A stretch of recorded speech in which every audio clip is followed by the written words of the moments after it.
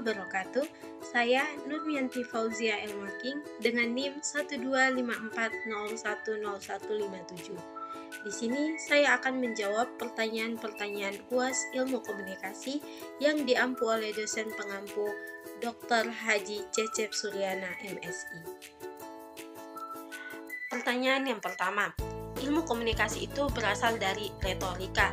Retorika itu berkembang pada zaman Socrates. Nah, sejarah awal ilmu komunikasi itu berkembang dari retorika. Retorika adalah seni berbicara untuk menyampaikan pesan agar seseorang itu dapat terpengaruhi atau memahami maknanya. Pada zaman Yunani kuno, kemampuan berbicara itu sangat diperlukan untuk dalam ruang persidangan, pendidikan maupun politik. Nah, kemudian ada salah satu tokoh yang sangat terkenal, yaitu Socrates. Ia itu dikenal dengan cara bertanya dan berdialognya untuk mencari kebenaran. Dengan metode ini, kita tuh diajak untuk berpikiran yang logis dan agar kita tuh memahami pesannya dengan jelas.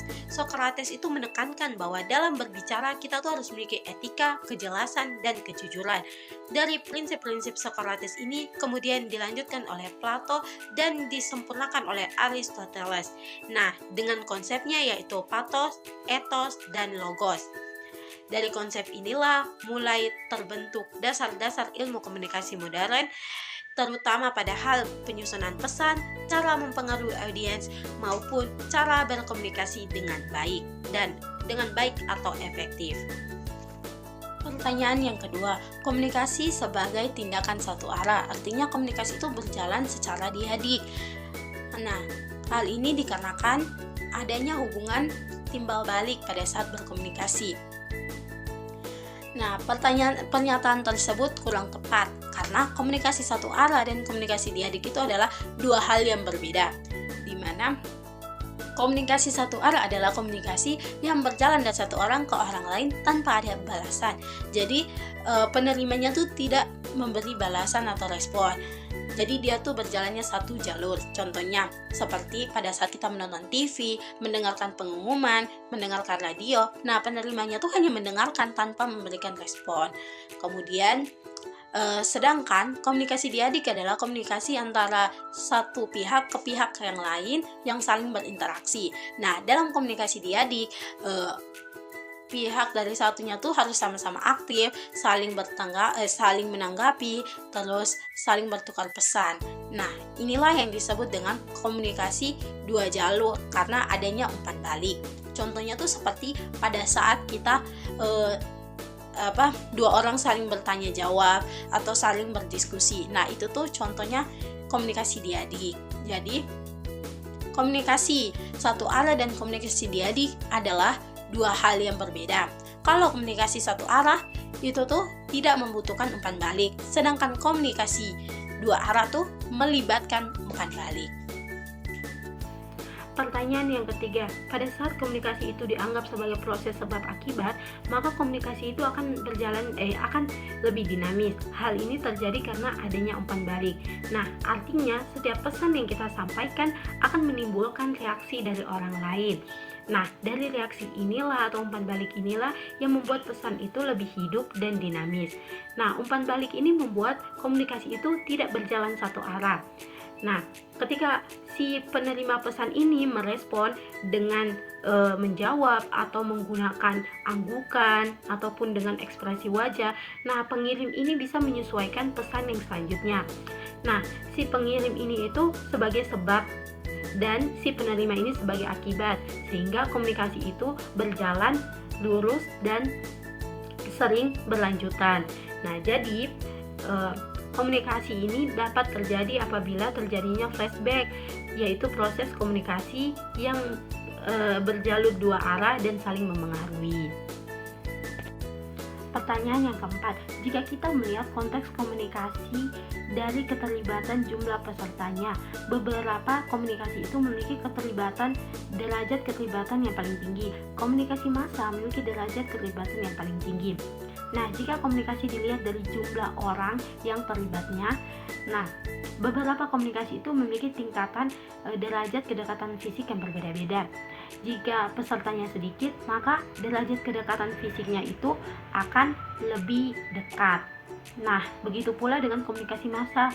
Komunikasi massa itu adalah komunikasi yang derajat kedekatan fisiknya itu paling jauh, karena antara komunikator dan audiens itu tidak saling bertemu. Contohnya, komunikasi massa itu ada TV, radio, media sosial. Nah, itu tuh dilakukan secara tidak bertatap muka, tidak secara langsung. Jadi derajat kedekatan fisik, derajat komunikasi kedekatan fisik yang paling tinggi adalah komunikasi interpersonal, yaitu dari dalam diri sendiri. Jadi kedekatan fisiknya tuh paling tinggi.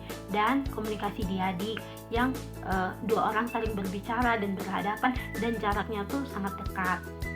Kemudian itu dikatakan dengan komunikasi derajat kedekatan fisik yang paling tinggi. Jadi komunikasi massa itu bukan komunikasi yang memiliki derajat kedekatan yang paling tinggi, karena antara audiens dan komunikatornya tuh justru jaraknya itu lebih jauh dan tidak tatap muka. Pertanyaan yang kelima, cara berbicara kita pada musim hujan dan musim kemarau itu akan berbeda. Hal ini dikarenakan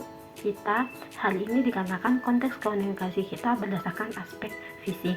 Aspek fisik itu sangat berpengaruh dalam cara berkomunikasi. Aspek fisik adalah kondisi lingkungan yang memengaruhi kenyamanan, volume, dan cara interaksi.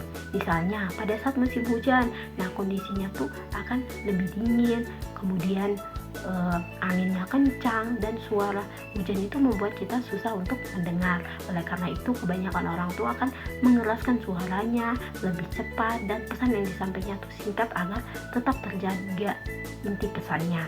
Nah, ataupun ada yang berteduh di tempat yang sempit. Nah, biasanya tuh cara berbicaranya tuh akan pelan-pelan dan hati-hati.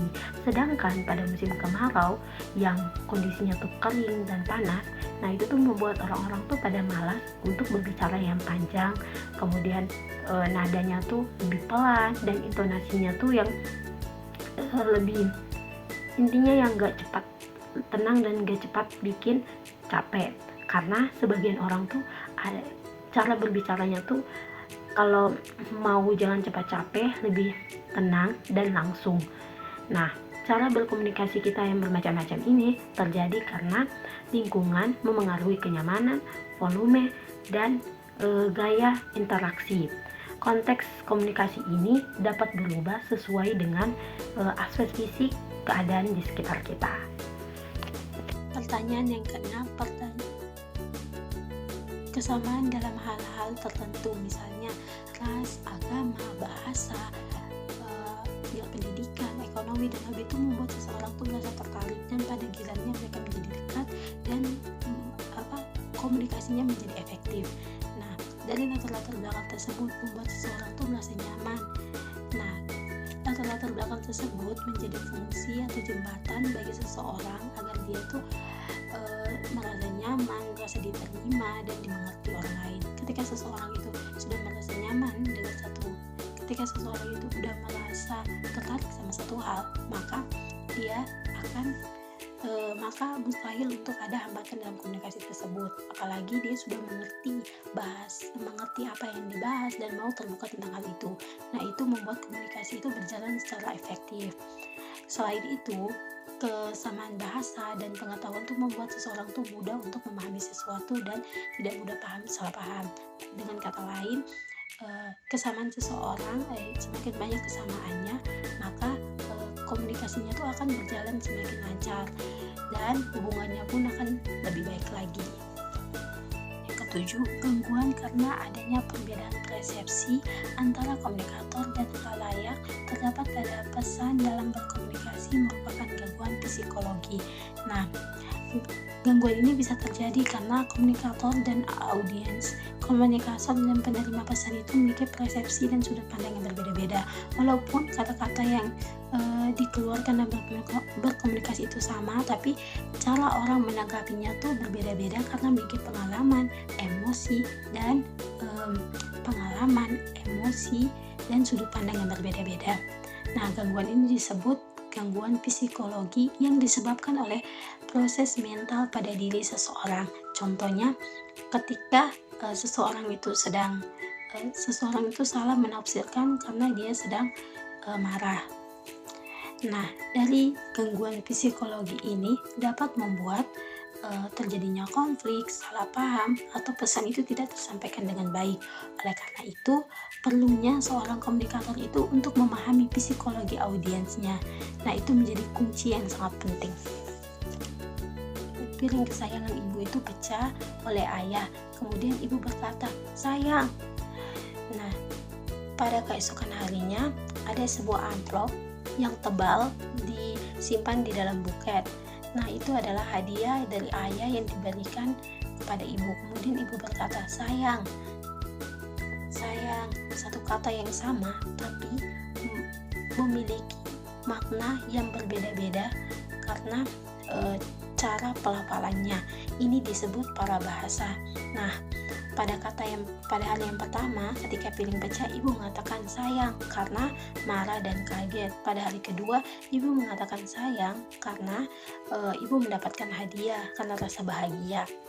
Nah, ini tuh disebut paribahasa karena perbedaan intonasi, ritme, nada, dan itu disebut parabahasa. Parabahasa adalah kata-kata non-verbal yang tidak mengubah artinya tapi mengubahnya dari cara pengucapannya tanpa mengubah artinya sedikit pun. Pertanyaan yang ke-10, ekspresi mes kadang tidak perlu terlalu banyak emosi ditunjukkan ekspresinya di wajah aslinya. Nah, ekspresi mes ini adalah emosi yang disembunyikan dan diganti dengan ekspresi-ekspresi yang lain agar seseorang itu tidak merasakan apa yang dia rasakan. Hal tersebut terjadi untuk menjaga profesional, sosial etika, dan konflik. Contohnya ketika seorang karyawan sedang melayan pelanggan dengan tersenyum walaupun hatinya sedang sakit. Di sini saya akan menceritakan tentang perjuangan ayah saya dalam memimpin keluarganya. Nah, ayah saya itu adalah seorang pedagang yang tiap pagi berdagang ke daerah-daerah terpencil. Nah, ayah saya itu tiap hari sendiri berdagang tanpa ada yang membantunya. Bahkan dari angkat barang, itu semua ayah saya yang lakuin sendiri. Nah, karena pekerjaan itu udah bertahun-tahun dilakukan oleh ayah saya itu terkena penyakit. Nah, penyakitnya itu tidak bisa mengangkat berat karena keseringan mengangkat barang-barang yang berat. Nah, setelah bertahun-tahun, alhasil ayah satu mau dibujuk untuk melakukan operasi. Lalu setelah 1 tahun, ayah akhirnya memutuskan untuk kerja lagi karena tidak ada yang membantunya dalam bekerja. Anak-anaknya masih pada kecil dan belum selesai sekolahnya. Dan pada tahun yang kedua, ayah harus bekerja lebih keras lagi karena anaknya baru masuk kuliah dan itu membutuhkan biaya yang sangat besar. Walaupun ayah tidak pernah melarang, tapi ayah saya itu selalu tidak pernah marah, tidak pernah mengeluh soal itu semua, tapi ayah saya itu selalu berusaha yang terbaik buat anak-anaknya dan terutama saya sendiri dalam hal apapun, baik dari makanan, dari pendidikannya. Ayah saya itu ingin yang terbaik tentunya buat anaknya. Ayah saya adalah tipikal orang yang keras, tapi kerasnya itu saya tahu untuk mendidik anak-anaknya untuk menjadi orang yang lebih baik lagi. Terima kasih banyak ayah, terima kasih banyak atas perjuangannya. Saya juga pernah berkata, jika kamu suatu saat nanti sekolah yang tinggi, jangan jadi seperti orang tuamu, tapi jadilah orang yang melebihi orang tuamu, karena kamu bakal dilihat jika kamu memiliki prestasi.